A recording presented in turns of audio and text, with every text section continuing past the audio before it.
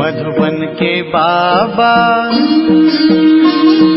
मधुबन के बाबा मुरली वाले, आपका क्या कहना, आपका क्या कहना। ओम शांति। 11 मार्च 2022। बाबा के महावाक्य। मीठे बच्चे, यह तुम्हारा अंतिम जन्म है, इसलिए विकारों का संन्यास करो। इस अंतिम जन्म में रावण की जंजीरों से अपने को छुड़ाओ। प्रश्न, बाप का सहारा किन बच्चों को मिलता है? बाप किन बच्चों से सदा राजी रहता है? उत्तर, बाप का सहारा उन्हें मिलता जो सच्चे दिल वाले हैं। कहा जाता, सच्चे दिल पर साहिब राजी। जो बाप के हर डायरेक्शन को अमल में लाते हैं, बाबा उनसे राजी रहता है। बाप का डायरेक्शन है, याद में रह, पवित्र बन, फिर सर्विस करो। किसको रास्ता बताओ? शूद्रों के संग से अपनी संभाल करो।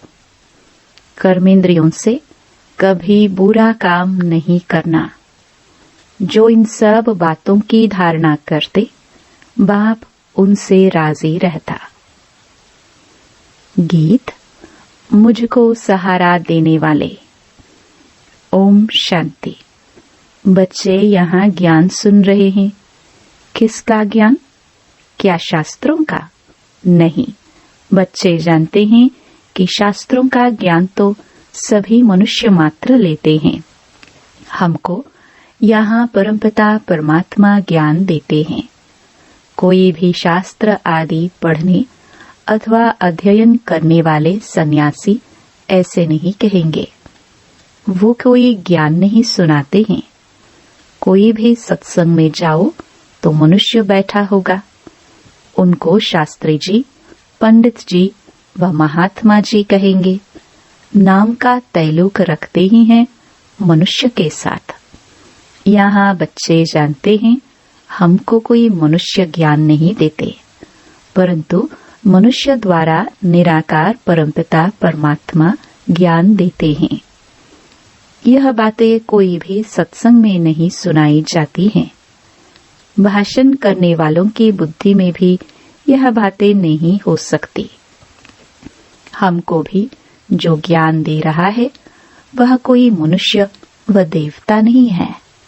भल इस समय देवी देवता धर्म नहीं है, फिर भी ब्रह्मा विष्णु शंकर सूक्ष्म वतनवासी जो हैं, उन्हों का तो नाम गाया जाता है। लक्ष्मी नारायण आदि ये सब हैं दैवी गुण वाले मनुष्य। इस समय सब हैं आसुरी गुण वाले मनुष्य। कोई भी मनुष्य नहीं समझते कि हम आत्मा हैं। फलाने द्वारा परमात्मा हमको ज्ञान दे रहे हैं। वह तो समझते हैं फलाना महात्मा, फलाना शास्त्री हमको कथा सुना रहे हैं, वेद शास्त्र आदि सुना रहे हैं, गीता सुना रहे हैं। बाप कहते हैं, मैं तुमको ऐसे शास्त्रों की बातें सुनाता नहीं हूँ। तुम तो अपने को आत्मा निश्चय करते हो और फिर कहते हो पतित पावन आओ। सर्व का दुख हरता सुख करता, वह है सर्व का शांति दाता, सर्व का मुक्ति जीवन मुक्ति दाता। वह तो कोई मनुष्य नहीं हो सकता। मनुष्य सवेरे सवेरे उठकर कितनी भक्ति करते हैं। कोई भजन गाते हैं, कथा करते हैं। इसको कहा जाता है भक्ति मार्ग। भक्ति मार्ग वालों को यह मालूम नहीं कि भक्ति मार्ग क्या होता है। यहाँ सब जगह भक्ति ही भक्ति है। ज्ञान है दिन, भक्ति है रात। जब ज्ञान है तो भक्ति नहीं, जब भक्ति है तो ज्ञान नहीं। द्वापर कलयुग है भक्ति, सतयुग त्रेता है ज्ञान का फल। वह ज्ञान का सागर ही फल देते हैं। भगवान क्या फल देगा? फल मना वर्षा। भगवान वर्षा देगा मुक्ति का, साथ में मुक्ति धाम में ले जाएगा। इस समय मनुष्य इतने हो गए हैं जो रहने की जगह नहीं है, अनाज नहीं है, इसलिए भगवान को आना पड़ता है। रावण सबको पतित बनाते हैं, फिर पतित पावन आकर पावन बनाते हैं। पावन बनाने वाला और पतित बनाने वाला दोनों ही अलग अलग हैं। अब तुम जान गए हो कि पावन दुनिया को पतित बनाने वाला कौन है और पतित दुनिया को पावन बनाने वाला कौन है। कहते हैं पतित पावन आओ, एक को ही बुलाते हैं। सर्व का पालन करता एक है। सतयुग में कोई विकारी हो नहीं सकता। पतित अर्थात जो विकार में जाते हैं, सन्यासी विकार में नहीं जाते, इसलिए उनको पतित नहीं कहेंगे। कहा जाता है पवित्र आत्मा 5 विकार का संन्यास किया हुआ है। नंबर 1 विकार है काम। क्रोध तो सन्यासियों में भी बहुत है। स्त्री को छोड़ते हैं, समझते हैं उनके संग में मनुष्य निर्विकारी रह नहीं सकते। शादी का मतलब ही यह है। सतयुग में यह कायदा नहीं। बाप समझाते हैं बच्चे, वहां पतित कोई होता ही नहीं। देवताओं की महिमा है सर्वगुण संपन्न, संपूर्ण निर्विकारी। रावण राज्य शुरू होता ही है द्वापर युग से। बाप खुद कहते हैं काम को जीतो।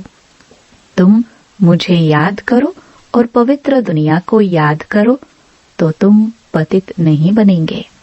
मैं पावन दुनिया स्थापन करने आया हूँ। और दूसरी बात, एक बाप के बच्चे ब्राह्मण ब्राह्मणियां तुम आपस में भाई बहन ठहरे। यह बात जब तक अच्छी तरह किसकी बुद्धि में नहीं बैठेगी तब तक विकारों से छूट नहीं सकते। जब तक ब्रह्मा की संतान न बने तब तक पावन बनना बड़ा मुश्किल है, मदद नहीं मिलेगी। अच्छा, ब्रह्मा की बात छोड़ो, तुम कहते हो हम भगवान के बच्चे हैं, साकार में कहते हो, इस हिसाब से भाई बहन हो गए, फिर विकार में जाना सके। यह तो सब कहेंगे हम ईश्वर की संतान हैं और बाप कहते हैं बच्चे मैं आ गया हूँ। अब जो मेरे आकर बनते हैं वह आपस में भाई बहन हो गए। ब्रह्मा द्वारा भाई बहन की रचना होती है तो फिर विकार में जाना सके। बाप कहते हैं यह तुम्हारा अंतिम जन्म है। एक जन्म के लिए तो इस विकार का त्याग करो। सन्यासी लोग छोड़ते हैं जंगल में जाने के लिए, तुम छोड़ते हो पवित्र दुनिया में जाने के लिए। सन्यासियों को कोई टेम्पटेशन नहीं है। गृहस्थी लोग उनको बहुत मान देते हैं, परंतु वह कोई मंदिरों में पूजने लायक नहीं बनते हैं। मंदिर में पूजनीय लायक हैं देवताएं, क्योंकि उन्हों की आत्मा और शरीर दोनों पवित्र होते हैं। यहाँ हमको पवित्र शरीर मिल न सके। यह तो तमो प्रधान पतित शरीर है। 5 तत्व भी पतित हैं। वहाँ आत्मा भी पवित्र रहती है तो 5 तत्व भी सतो प्रधान पवित्र रहते हैं। अभी आत्मा भी तमो प्रधान तो तत्व भी तमो प्रधान है, इसलिए बाढ़ तूफान आदि कितने होते रहते हैं। किसको दुख देना यह तमो गुण है। सतयुग में तत्व भी किसको दुख नहीं देते। इस समय मनुष्य की बुद्धि भी तमो प्रधान है। सतो रजो तमो में भी जरूर आना है, नहीं तो पुरानी दुनिया कैसे हो जो फिर नई बनाने वाला आए। अब बाप कहते हैं बच्चे पावन बनो। यह अंतिम जन्म रावण की जंजीरों से अपने को छुड़ाओ। आसुरी मत पर आधा कल्प तुम पतित रहे हो। यह बहुत बुरी आदत है। सबसे बड़ा दुश्मन है काम। छोटेपन में भी विकार में चले जाते हैं, क्योंकि संग ऐसा मिलता है, समय ही ऐसा है, पतित जरूर बनना है। संन्यास धर्म का भी पाठ है। सृष्टि को जल मरने से कुछ बचाते हैं। अब ड्रामा को भी तुम बच्चे ही जानते हो।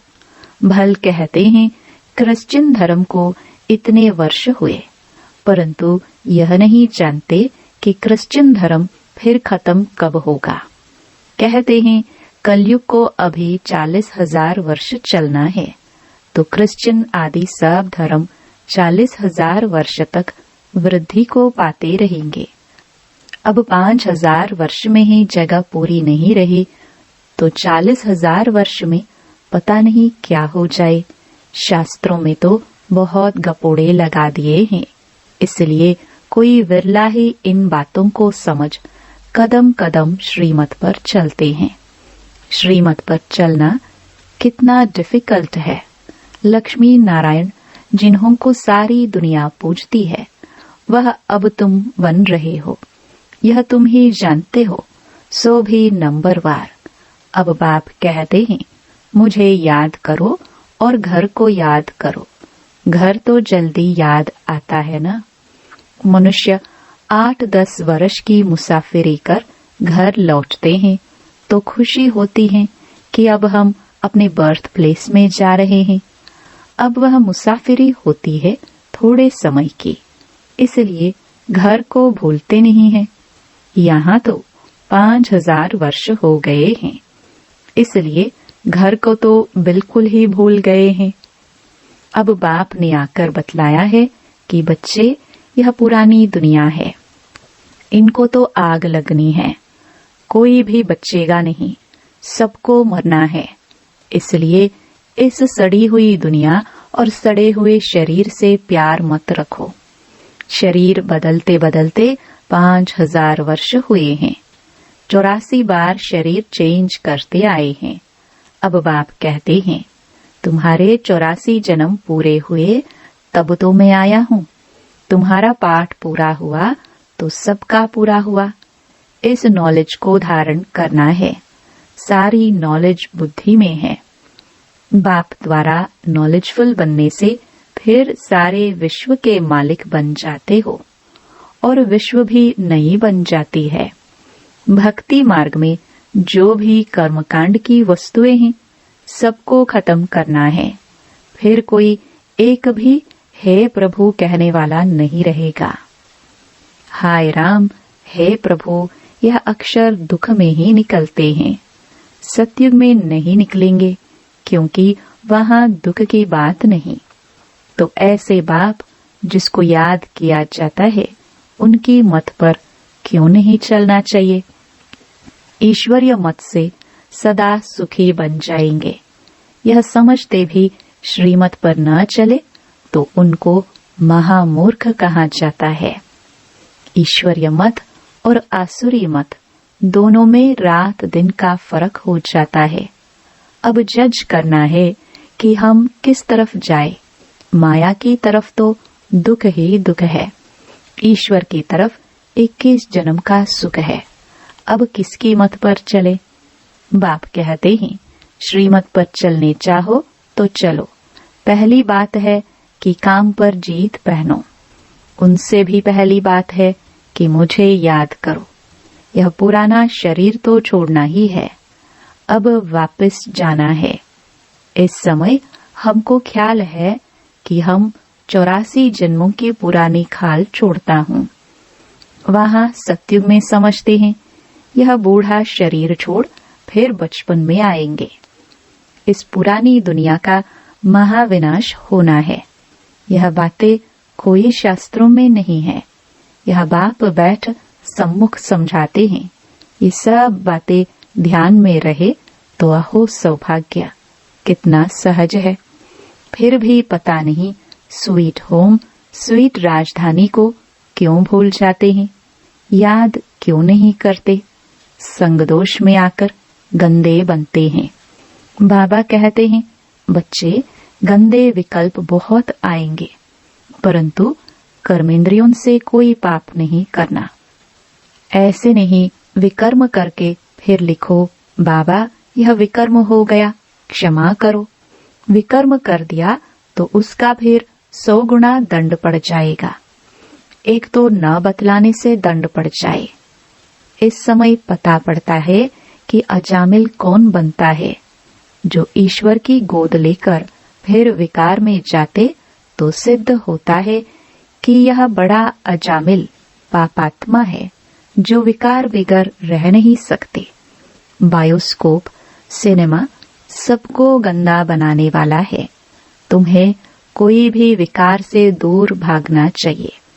ब्राह्मण है निर्विकारी तो संग भी ब्राह्मणों का चाहिए। शूद्रों के संग में दुखी होते हैं। शरीर निर्वाह अर्थ तो सब कुछ करना ही है, परंतु कर्मेंद्रियों से कोई विकर्म नहीं करना चाहिए। हाँ, बच्चों को सुधारने के लिए समझाना है। कोई न कोई युक्ति से हल्की सजा देनी है।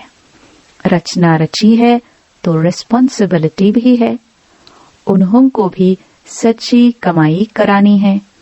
छोटे छोटे बच्चों को भी थोड़ा बहुत सिखलाना अच्छा है। शिव बाबा को याद करने से मदद मिलेगी। सच्चे दिल पर साहिब राजी होता है। सच्चे दिल वाले बच्चों को ही बाप का सहारा मिलता है। अब सारी दुनिया में कोई किसका सहारा नहीं। सहारा होता है सुख में ले जाने का। एक परमात्मा को ही याद करते हैं, वही आकर सबको शांति देते हैं। सतयुग में सब सुखी हैं। बाकी सब आत्माएं शांति देश में रहती हैं। भारत स्वर्ग था, सब विश्व के मालिक थे। अशांति मारामारी कुछ नहीं था। जरूर वह नई दुनिया बाबा ने ही रची होगी। बाबा से वर्षा मिला होगा। कैसे, वह भी कोई समझते नहीं। उसको रामराज्य कहा जाता था, अब नहीं है। था तो सही ना। वही भारत जो पूज्य था वही पुजारी बना है, फिर पूज्य जरूर बनेगा। अभी तुम पुरुषार्थ कर रहे हो। शिव भगवान वाच, श्री कृष्ण की आत्मा अंतिम जन्म में सुन रही है, फिर कृष्ण बनने वाली है। सवेरे उठकर बाबा को याद करना है। वह टाइम बहुत अच्छा है। वाइब्रेशन भी शुद्ध रहता है। जैसे आत्मा रात को थक जाती है तो कहती है मैं डिटैच हो जाती हूँ। तुम्हारा भी यहाँ होते हुए बुद्धि योग वहाँ लगा रहे। अमृत वेले उठकर याद करने से दिन में भी याद आएगी। यह कमाई है। जितना याद करेंगे उतना विकर्माजीत बनेंगे। धारणा होगी। जब पवित्र बनते हैं, याद में रहते हैं, वही सर्विस कर सकेंगे। डायरेक्शन पर चलते हैं तो बाबा राजी होते हैं। पहले सर्विस करनी है, सबको रास्ता बताना है। योग का रास्ता बताने के लिए भी ज्ञान देंगे ना। योग में रहने से विकर्म विनाश होंगे। साथ में चक्कर को भी फिराना है। रूप बसंत बनना है, फिर पॉइंट्स भी आती रहेगी। अच्छा, मीठे मीठे सिखिलते बच्चों प्रति माता पिता बाप दादा का याद प्यार और गुड मॉर्निंग। रूहानी बाप की रूहानी बच्चों को नमस्ते।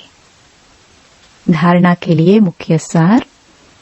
पहला, इस सड़ी हुई दुनिया और सड़े हुए शरीर से ममत्व निकाल एक बाप को और घर को याद करना है। शूद्रों के संग से अपनी संभाल करनी है। दूसरा, विकर्माजीत बनने के लिए अमृत वेले उठ याद में बैठना है। इस शरीर से डिटैच होने का अभ्यास करना है। वरदान, पुराने संसार और संस्कारों की आकर्षण से जीते जी मरने वाले यथार्थ मरजीवा भव। यथार्थ जीते जी मरना अर्थात सदा के लिए पुराने संसार व पुराने संस्कारों से संकल्प और स्वप्न में भी मरना। मरना माना परिवर्तन होना। उन्हें कोई भी आकर्षण अपनी ओर आकर्षित कर नहीं सकती। वह कभी नहीं कह सकते कि क्या करें, चाहते नहीं थे लेकिन हो गया। कई बच्चे जीते जी मरकर फिर जिंदा हो जाते हैं। रावण का एक सिर खत्म करते तो दूसरा आ जाता, लेकिन फाउंडेशन ही खत्म कर दो तो रूप बदल करके माया वार नहीं करेगी। स्लोगन: सबसे लकी वो हैं जो याद और सेवा में सदा बिजी रहते हैं। ओम शांति। और अब यह एक बहुत अच्छी वीडियो भी जरूर देखें।